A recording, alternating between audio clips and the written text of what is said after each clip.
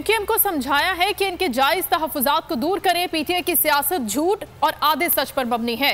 वज़ीर इत्तलात सिंध शर्जील मेमन ने तनकीद करते हुए कहा कि ये हंगामे करना चाहते हैं। अगर इलेक्शन के दौरान कोई नाखुशगवार वाक़या पेश आया तो इन्हें शामिल तफ्तीश किया जाएगा।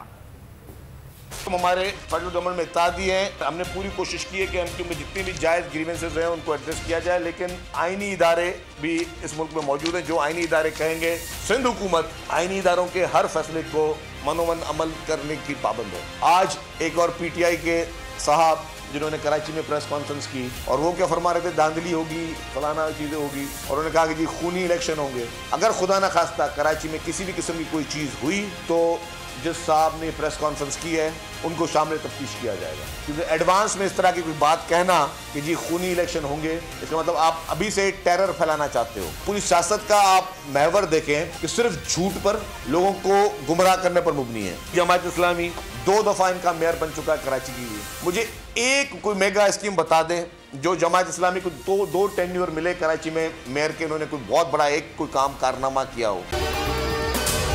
अगर आपको ये वीडियो पसंद आई है तो हमारे चैनल को सब्सक्राइब करें और बेल आइकन को प्रेस करें। 2022 बहुत सारे तोहफे भी देखे गया पाकिस्तान की आवाम को। पाकिस्तान की आवाम को एक तोहफा ये दिया कि आवाम को पता चल गया कि पाकिस्तान का मीडिया क्या है। साल 2022 में सबसे ज्यादा देखे जाने वाला चैनल बोल न्यूज रहा नंबर 1। हमने बहुत सारे शोज और ट्रांसमिशंस की, पूरा साल मुसलसल जदोजहद में निकल गया कि ये वोट ऑफ कॉन्फिडेंस के पीछे कौन लोग थे। तोड़े रेटिंग के सभी रिकॉर्ड। सोशल मीडिया पर भी सबसे ज्यादा तेजी से 2.4 बिलियन व्यूज का संगे मील अबूर किया। एंकर्स को भी आवाम में सबसे ज्यादा मकबूलियत मिली और सोशल मीडिया पर भी बोल रहा सब पर सब्सक्राइब करें और बेल दबाएं ताकि कोई खबर रह न जाए।